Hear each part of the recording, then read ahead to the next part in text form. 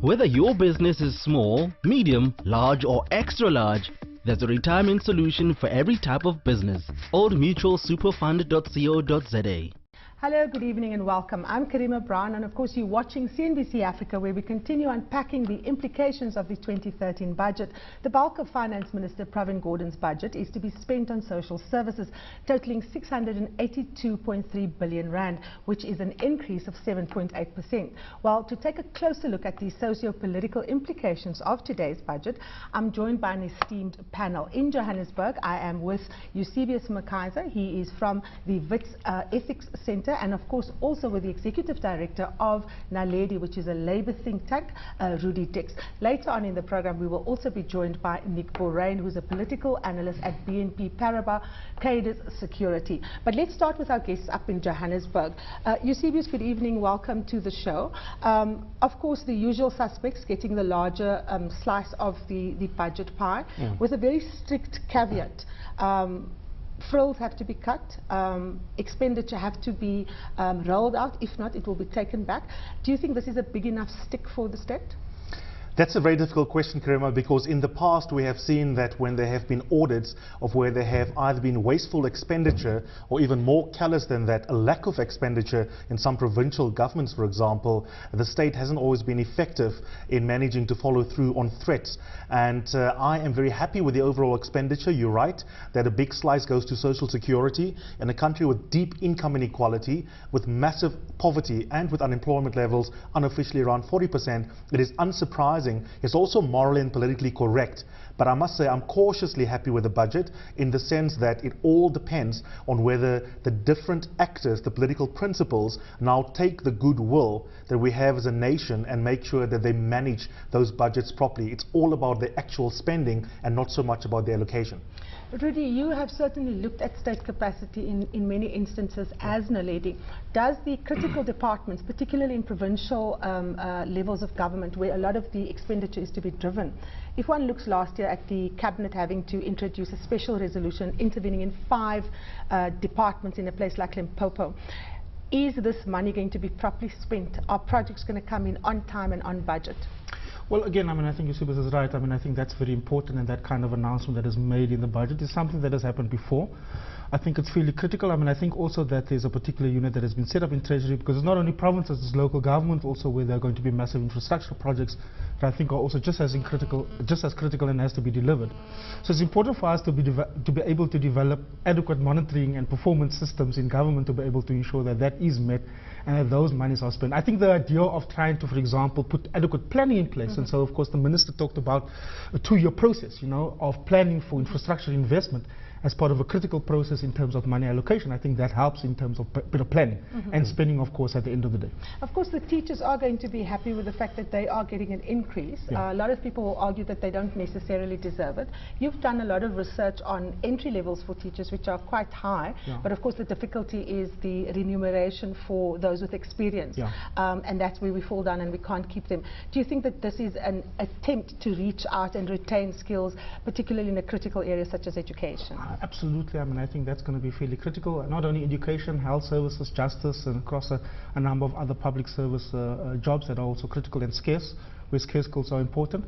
So yes, I do think so. But I think it's important. You asked earlier on whether the question around whether this, the kind of expenditure on the budget. It's important to note that real expenditure does decrease. So there's what we're seeing is a slight contraction in actual physical spend.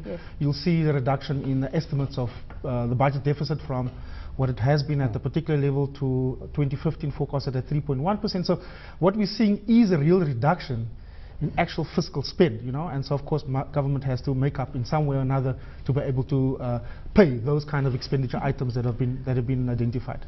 Let us bring in our analyst down in Cape Town, Nick Borrain, who's a political analyst at BNP Paribas Credit Securities. Nick, we've been chatting here with the analysts, and I hope that you've been able to listen in on our conversation. Very few surprises in terms of the kind of emphasis of the budget, but very interestingly, no severe austerity measures other than very tough recommendations on how to curb spending. Do you think that Pravin Gordhan was making a political statement by not going the austerity route and sticking to, infrastructure spend as a way to kickstart growth in the economy? Hi, Karima. Look, I think that for someone like me, what I'm looking for in a budget like this, an election year budget, a budget that's written as a gang has been formed, as the DA is crowing that it's going to that it's doing better, and it's that as post Marikana, where there's a massive defection in the ANC's a key constituency for the ANC to AMCU, from NUM to AMCU, and a range of similar the service delivery protests as tracked by Municipal IQ. So what I'm looking for in a budget like this is evidence that it's populist, evidence that he's going to tax, that he's going to spend as a way to keep the ANC's, I suppose, to buy the ANC support.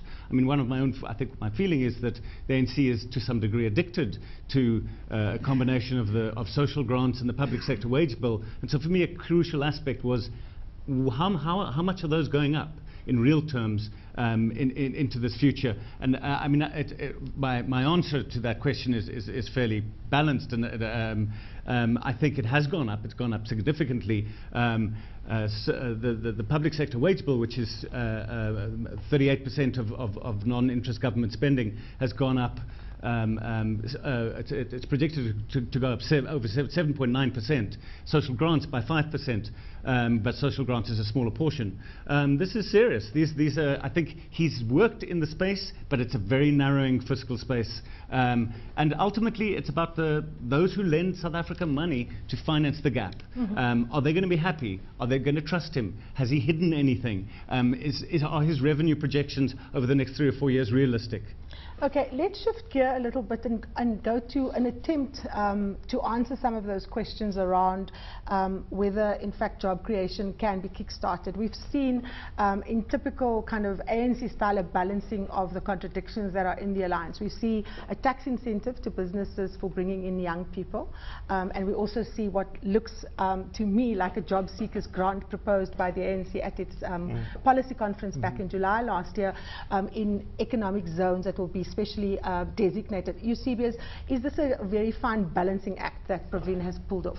Absolutely, and a budget by definition is a political process of thinking through how to manage limited resources in a country in terms of what you've got into the income tax coffers and other forms of taxation and how you're going to spend it. And Nick was being quite coy there, but I think simmering beneath these euphemisms is probably a fear that the welfare budget is becoming too big and that there's not enough more of a blunt instrument being used to try and gain efficiencies where there are inefficiencies within the state. And I think you should put it that bluntly, because those are real concerns. But anyone who's got half an historic brain will appreciate that Pravin Gordhan had to ensure that social security remains the biggest allocative space in terms of where the budget goes, Karima. And I think when it comes to unemployment, to answer you more directly, of course it was an attempt to say, we want to delicately intervene in debates like the youth wage subsidy. We might call it something else, a job seekers one. But I think it was very clever. It wasn't just a case, as you and I said off air earlier, of saying here is a little bit of pocket money for you if you go into a special economic zone. It's also about real skills developments, because by isolating those economic zones,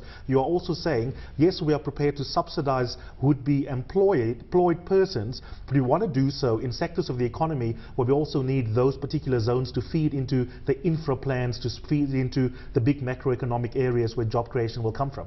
Now, Rudy, your Labour Institute, your think tank, is aligned to Labour. So I'm going to ask you to put on your Labour hat here. Sure. Does the interventions that Pravin announced regarding getting young people into the economy, and my understanding is that this agreement is going to be signed on Friday at NEDLAC, does it satisfy the constituencies that were stuck in that negotiations for a good 2 years? Yeah, I mean, if this agreement is going to be concluded, then clearly there's a degree of negotiations and a degree of satisfaction. Of course, when you have a negotiated outcome, there are compromises that are of course reached. But I think the labour movement generally has raised a number of economic issues in relation to the initial youth wage subsidy, so call it what you may. Yeah. I mean, I think there's an agreement that some intervention is required, and I think COSATU, for example, and other federations have said that. We require interventions to be able to address youth employment, whether it's in some form of mechanism, job seekers grant as you talk about it, and you try and reduce the social cost of looking for employment, or any other opportunities that could incentivize young people to go and look for employment. I mean, I think these are issues that I think most likely would be contained in the kind of agreement that has been negotiated over many, many months at NEDLAC, and I think that's very, very critical, that we acknowledge that there's a problem, and these are the kind of interventions. But can I come on to Nick's issue that he raises? I mean, I think for me, I mean, the point is that I don't agree with him that the ANC is addicted to social security and public service employment. I think that's absolutely, I mean, it's a kind of simplified way of looking at the kind of crisis that we sit with in South Africa. And generally, when you have a country where there's deep-rooted economic problems like high unemployment, massive amounts of inequality and poverty, then generally you have an active state, and that's what it's about. Okay, guys, up in here in Joburg, let me bring Nick in here to explain himself. Nick, let's come back to the central questions. Both the analysts here have taken issue with some of the issues that you've raised, particularly around what analysts like to call the ANC's inability to define what kind of state it wants. Does it want to be a welfare state? Does it want to be a developmental state? My question to you is, why can't it be both? I think, of course, it can be both, and it's my turn, so let me take your guests there on. You see, I don't actually profoundly disagree with them, but let me put it this way. 1999, ZANU-PF conference, the door was broken down by war veterans. Their pension fund had been looted. The Mugabe regime recapitalized the pension fund by borrowing money, $2 billion American worth of American dollars, and it almost the fiscal cliff. They fell off the fiscal cliff. Now they were dependent on those forms of patronage. Now I'm not suggesting for a second that social grants are a form of patronage. They have saved undoubtedly hundreds of thousands, perhaps millions of lives in this country. There is no more efficient method of getting money to the poor than the social grant system that we have. But we've got to acknowledge that there's a major contradiction building up in this. We can't go anywhere if 50% of our non-interest spending is caught up in, well, just the public sector wage bill and social grants. Now, those are going to be tensions in policy formulation going forward. To back away from that would be, well, I would like to suggest catastrophic. There'd have to be, well, what are we going to have, a Maggie Thatcher to come and brutally change the, and we know what the consequences of this country will be, and at some point they will have to back off. We can't afford it. We have to, as Pravin Gordhan constantly says, move from consumption to investment spending. Yeah, well, it's getting very hot in here. My analysts in Joburg are putting up their hands like boys in class for their chance to speak. Let me get Rudy in. I'm going to close with Eusebius. No one disagrees with the fact that employment is central and pertinent, you know. That's what we need to do. And I think the minister correctly coins it by saying that, you know what, most central to all our economic issues and the program that we need to develop jobs. And I want to say, qualify that through decent jobs, because decent jobs are critical. You know, they deal with social security, they deal with health and safety, they deal with improved living standards. So that's quite critical. Jobs are pertinent, you know. Okay, guys, I have to call a halt here. We have to pay the bills. We'll take a break now, but when we come back, I'm going to give you Eusebius a chance to go for Nick. We're taking a short break now, but when we return, we continue our analysis of the post-budget vote speech with an emphasis on the socio-political implications of the 2013 budget vote speech. Don't go away.